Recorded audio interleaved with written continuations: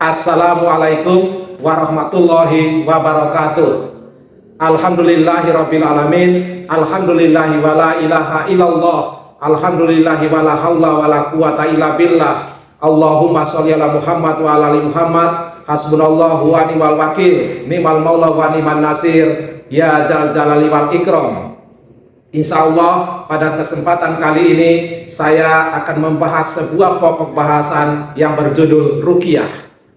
Selamat menyimak dan semoga bermanfaat.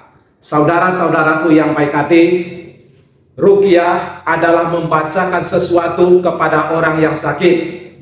Bisa jadi karena terkena ain atau mata yang jahat, sengatan, sihir, racun, rasa sakit badan di bagian tertentu ataupun di seluruh badan, sedih, gila, kerasukan, dan penyakit-penyakit lainnya.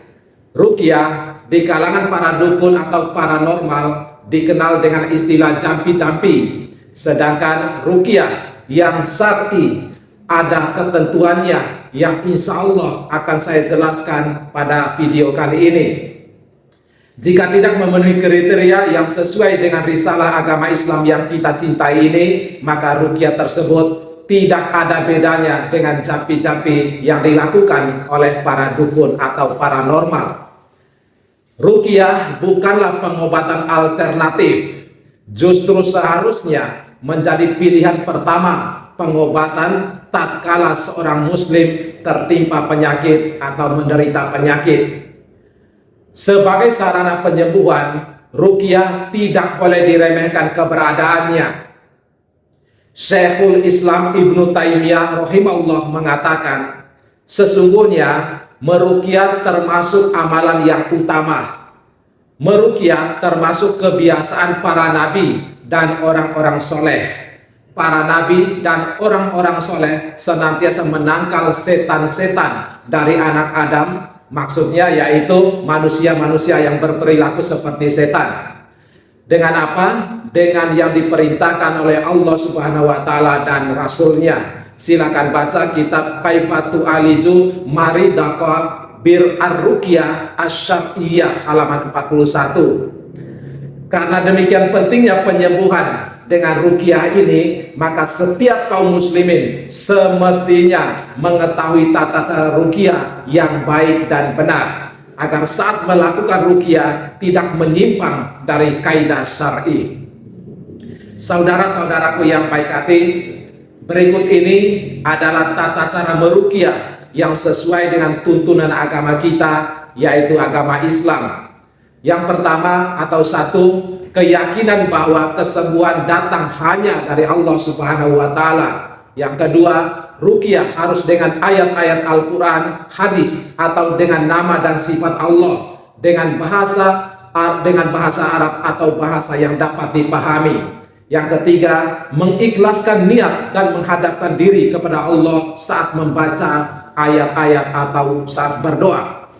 Yang keempat, membaca surat Al-Fatihah dan meniup anggota tubuh yang sakit. Demikian juga membaca surat Al-Falaq, surat An-Nas, surat Al-Ikhlas, dan surat Al-Kafirun. Dan seluruh ayat-ayat Al-Quran pada dasarnya dapat digunakan untuk meruqyah. Akan tetapi ayat-ayat yang disebutkan di dalam dalil-dalil yang ada tentu akan lebih berdampak signifikan. Yang kelima, yaitu menghayati makna yang terkandung dalam bacaan Al-Quran dan doa yang sedang dibaca. Yang keenam, orang yang meruqyah hendaknya memperdengarkan bacaan ruqyahnya, baik yang berupa ayat Al-Quran maupun doa-doa yang bersumber dari Nabi Muhammad SAW, supaya penderita mengetahui dan merasa nyaman bahwa ruqyah yang dibacakan sesuai dengan syariat Islam. Yang ketujuh, meniup pada tubuh orang yang sakit di tengah-tengah pembacaan ayat-ayat ruqyah. Masalah ini menurut Syekh Al-Utsaimin mengandung kelonggaran. Caranya dengan tiupan yang lembut tanpa mengeluarkan air ludah. Aisyah radhiyallahu anha pernah ditanya tentang tiupan Nabi Shallallahu alaihi wasallam dalam meruqyah.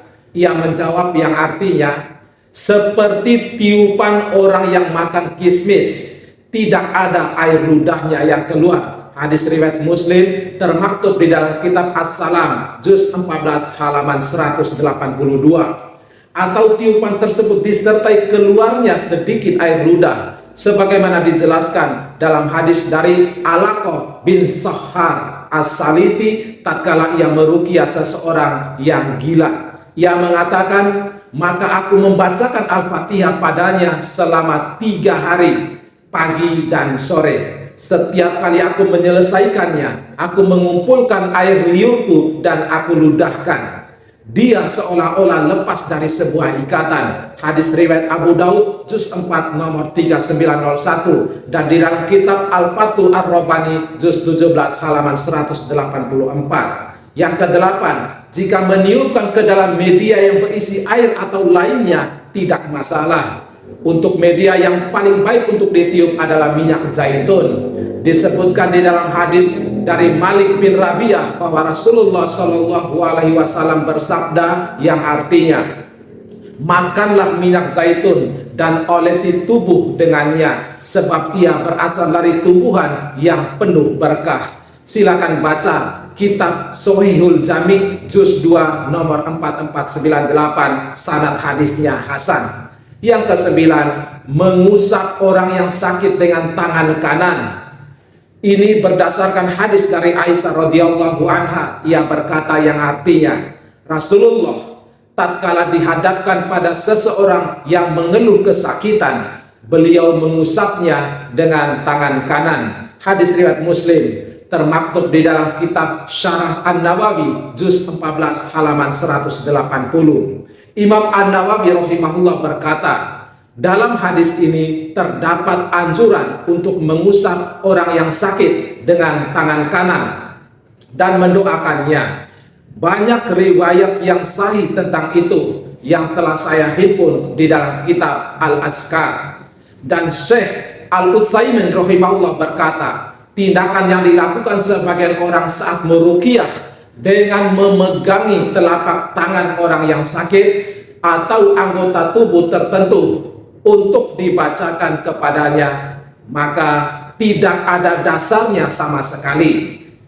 Yang ke-10, bila penyakit terdapat di salah satu bagian tubuh, kepala, kaki atau tangan misalnya, maka dibacakan pada tempat tersebut.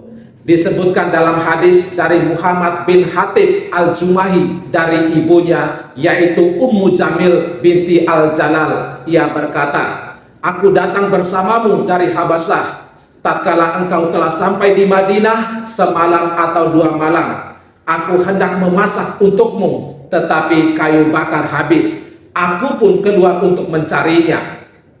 Kemudian bejana tersentuh tanganku dan berguling menimpa lenganmu. Maka aku membawamu ke hadapan Nabi. Aku berkata, ku pertaruhkan engkau dengan ayah dan ibuku, wahai Rasulullah. Ini Muhammad bin Hatib. Beliau sallallahu alaihi wasallam meludah di mulutmu dan mengusap kepalamu serta mendoakanmu. Beliau sallallahu alaihi wasallam masih meludahi kedua tanganmu seraya membaca doa, azhib al-ba'sa rabban nas wasfi antashfi la shifa'a illa shifa'uka shifa'a la yugadiru saqoma, yang artinya, hilangkan penyakit ini wahai penguasa manusia, sembuhkanlah engkau maha penyembuh, tidak ada kesembuhan kecuali penyembuhanmu. Obat yang tidak meninggalkan penyakit, silakan baca kitab Al-Fatu Ar-Rabbani juz 17 halaman 182 dan kitab Mawaridu Az-Zam'an nomor 1415 sampai 1416. Dia, maksudnya Ummu Jamil, berkata, tidaklah aku berdiri bersamamu dari sisi beliau sallallahu alaihi wasallam kecuali tanganmu telah sembuh.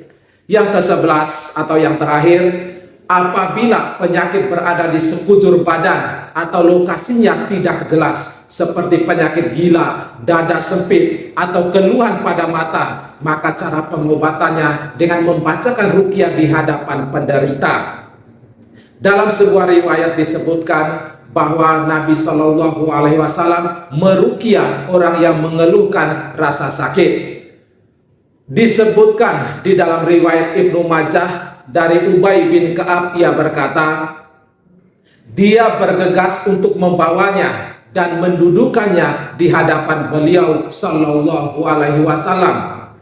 Maka aku mendengar beliau Shallallahu Alaihi Wasallam membentenginya dengan ta'awudz dengan surat Al-Fatihah. Silakan baca kitab Al-Fathul Ar-Rabbani juz 17 halaman 183. Saudara-saudaraku yang baik hati, selanjutnya, apakah ruqyah hanya berlaku untuk penyakit-penyakit yang disebutkan di dalam nas atau dalil nakli, atau penyakit secara umum yang tidak disebutkan?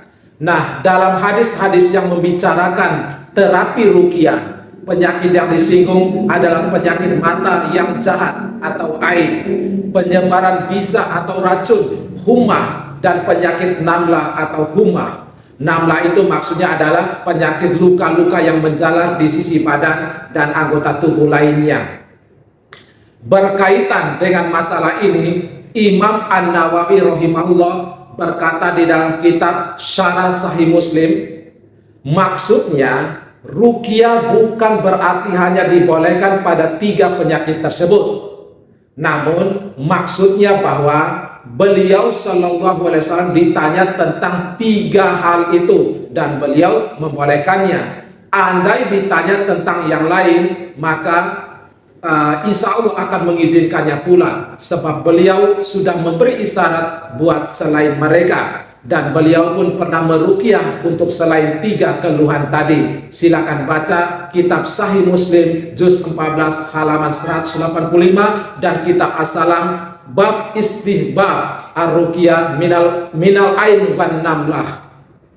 Saudara-saudaraku yang baik hati, sebagaimana dinukil dari kitab Fathul Majid, Imam As-Suyuti berkata, ruqyah itu dibolehkan jika memenuhi 3 syarat. Syarat yang pertama, bacaan ruqyah dengan menggunakan ayat-ayat dari Al-Quran dan nama atau sifat Allah. Yang kedua, menggunakan bahasa Arab atau kalimat yang mempunyai makna. Dan syarat yang ketiga, harus yakin bahwa ruqyah dapat berpengaruh dengan izin Allah, bukan dengan zat ruqyah itu sendiri. Kriteria ruqyah yang syar'i secara lebih detail dijelaskan sebagai berikut. Yang pertama, baca ruqyah dengan menggunakan ayat Al-Quran atau doa yang syar'i atau yang tidak bertentangan dengan doa yang dituntunkan di dalam agama Islam. Yang kedua, menggunakan bahasa Arab kecuali jika tidak mampu menggunakannya. Yang ketiga, tidak bergantung kepada ruqyah, karena ruqyah hanyalah sebab yang dapat berpengaruh ataupun tidak berpengaruh sama sekali. Yang keempat, isi ruqyah harus jelas maknanya. Yang kelima, tidak mengandung doa atau permintaan kepada selain Allah, misalnya permintaan kepada jin atau setan dan lain sebagainya. Yang keenam, tidak mengandung ungkapan yang diharamkan seperti celaan. Yang ketujuh, tidak mensyaratkan orang yang diruqyah mesti dalam kondisi yang aneh, seperti harus dalam keadaan junub, harus berada di kuburan, atau mesti dalam keadaan bernajis. Silakan baca kitab Fatawal Ulama fi Ilajus Sihir wal Mas wal Ain wal Jan halaman 310. Kriteria-kriteria di atas menunjukkan bagaimana kita dapat menilai praktek ruqyah dibenarkan ataukah tidak. Jika si dukun menggunakan mantra-mantra yang tidak jelas maknanya, menggunakan doa yang tidak bisa dipahami, atau menyembuhkan dengan jalan memindahkan penyakit yang diderita dari manusia ke hewan, maka jelas kita katakan praktek dukun tersebut bermasalah dan haram bagi kaum muslimin. Lebih bermasalah lagi jika di dalamnya menggunakan jampi-jampi yang mengandung ucapan kesyirikan, meminta tolong kepada jin, atau meminta agar kita menyembelih hewan tertentu untuk jin atau untuk selain Allah. Yang seperti ini jelas termasuk perbuatan syirik. Ibnu Mas'ud radhiyallahu anhu berkata bahwa beliau mendengar Rasulullah Shallallahu alaihi wasallam bersabda yang artinya, sesungguhnya mantra-mantra, jimat-jimat dan pelet adalah syirik. Hadis riwayat Abu Daud nomor 3883, Ibnu Majah nomor 3530 dan Ahmad juz 1 nomor 381. Syekh Al-Albani mengatakan bahwa hadis ini sanadnya sahih. Hadis ini menunjukkan bahwa ada jampi-jampi atau mantra-mantra yang mengandung kesyirikan, namun tidak semuanya demikian. Saudara-saudaraku yang baik hati, selanjutnya, apakah benar bahwa kita sebagai umat Islam dilarang meminta untuk diruqyah sebagaimana pemahaman sebagian kalangan kaum muslimin yang ada di tengah-tengah kita? Nah, ada dalil pertama yang menyatakan bahwa tidak boleh meminta ruqyah seperti di dalam hadis yang telah makruh di tengah-tengah kita, bahwa ada 70.000 orang yang dijamin masuk surga tanpa hisab dan tanpa siksa. Sifat mereka adalah sebagaimana hadis berikut ini yang artinya, mereka adalah orang-orang yang tidak meruqyah, tidak meminta untuk diruqyah, tidak melakukan tiarah, artinya beranggapan sia, dan hanya kepada Allah mereka bertawakal. Hadis riwayat Bukhari nomor 5752 dan Muslim nomor 220. Ada dalil kedua yang menyatakan bahwa Rasulullah Shallallahu alaihi wasallam pernah diruqyah oleh malaikat Jibril. Dari Abu Sa'id Al-Khudri radhiyallahu anhu, Jibril pernah mendatangi Rasulullah Muhammad Shallallahu alaihi wasallam. Ia berkata yang artinya, wahai Muhammad, apakah engkau sakit? Beliau Shallallahu alaihi wasallam menjawab, iya benar. Jibril lalu mengucapkan, Bismillahi arqik min kulli syai'in yu'dzik wa min syarri kulli nafsin au ainin hasidin Allahu yasfik Bismillahi arqik, yang artinya, dengan nama Allah aku meruqyahmu dari segala sesuatu yang mengganggumu dan dari keburukan penyakit ain yang timbul dari pandangan mata orang yang dengki. Semoga Allah menyembuhkanmu. Dengan nama Allah aku meruqyahmu. Hadis riwayat Muslim nomor 2186. Silakan baca kitab Al-Bahar Al-Muhit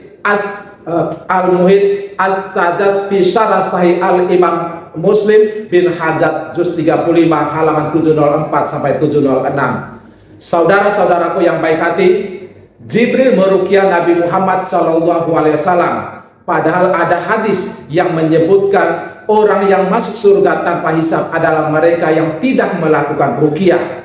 Nah, kita sebagai umat Islam yang datang belakangan mengkompromikan bahwa ruqyah yang diperintahkan untuk ditinggalkan adalah ruqyah yang di dalamnya berasal dari kalimat kekafiran, kesyirikan, dan ruqyah yang tidak jelas dari bahasa selain bahasa Arab, juga ruqyah yang tidak diketahui maknanya. Inilah yang tercela, inilah yang tidak diperbolehkan. Ada juga yang mengatakan bahwa yang lebih afdal adalah meninggalkan ruqyah dan bertawakallah. Tetapi hukum ruqyahnya masih boleh. Silakan baca kitab Al-Bahar Al-Muhit As-Sajjad fi Syarah Sahih Al-Imam Muslim bil Al-Hajjaj juz 35 halaman 701 sampai 703. Saudara-saudaraku yang baik hati, selanjutnya, apakah kita boleh meruqyah diri kita sendiri ketika sakit? Jawabannya boleh. Berikut ini merupakan tata cara meruqyah diri sendiri ketika ada anggota tubuh kita yang menderita sakit. Ini termasuk bacaan ruqyah yang sederhana, bisa diamalkan oleh penderita sakit itu sendiri. Misalnya, kita sedang sakit gigi atau sakit perut atau sakit kepala atau tangan keseleo dan penyakit-penyakit lainnya, maka yang kita lakukan adalah pertama-tama memegang bagian tubuh kita yang sakit, kemudian kita membaca Bismillah 3 kali, dilanjutkan A'udzubillahi wa qudratihi min syarri ma ajidu wa uwajir, dibaca sebanyak 7 kali, yang artinya dengan menyebut nama Allah, aku berlindung kepada Allah dan kuasanya dari kejelekan yang aku derita dan aku khawatirkan. Hadis riwayat Muslim nomor 2202. Dalam riwayat lain disebutkan, dalam setiap usapan doa tersebut diulangi sampai 7 kali, atau membaca dengan bacaan a'udzu bi'izzatillahi wa qudratihi min syarri ma ajidu min wajai haza, yang artinya aku berlindung kepada keperkasaan Allah dan kekuasaannya dari setiap kejelekan yang aku jumpai dari rasa sakitku ini. Silakan baca kitab Shahihul Jami nomor 346.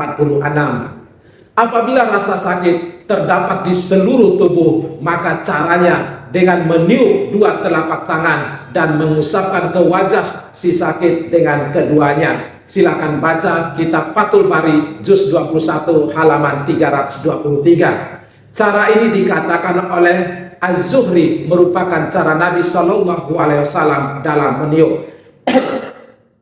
Saudara-saudaraku yang baik hati, cerita asbabul wurud dari hadis di atas, yakni pernah satu ketika Utsman bin Abu Ash'as As-Saqafi mengadukan kepada Rasulullah SAW bahwa ada sesuatu yang sakit di tubuhnya sejak dahulu ia masuk Islam. Lalu Rasulullah SAW mengajarkan doa di atas sambil memerintahkan dengan meletakkan tangan di bagian yang sakit pada badannya. Imam Nawawi rahimahullah menyatakan bahwa disunahkan meletakkan tangan di bagian yang sakit lalu membaca doa sebagaimana yang disebutkan. Silakan baca kitab Syarah Sahih Muslim juz 14 halaman 169. Saudara-saudaraku yang baik hati, demikianlah pembahasan saya tentang ruqyah. Allah Subhanahu wa taala berfirman, wa nunazzilu minal qur'ani ma huwa shifaa'u wa rahmatul lil mu'minin wa la yaziduz zalimina illa khasara, yang artinya, dan kami turunkan dari Al-Quran sesuatu yang menjadi penawar dan rahmat bagi orang yang beriman, sedangkan bagi orang yang zalim Al-Quran itu hanya akan menambah kerugian. Quran surat Al-Isra surat ke-17 ayat ke-82. Akhirul kalam, subhanakallahumma wa bihamdika asyhadu alla ilaha illa anta astaghfiruka wa atubu ilaik. Barakallahu fina, semoga Allah memberkahi kita semua. Sahalallahu lana khairan wa haitsu kunna, semoga Allah memudahkan kita dalam kebaikan dimanapun kita berada. Wassalamualaikum warahmatullahi wabarakatuh.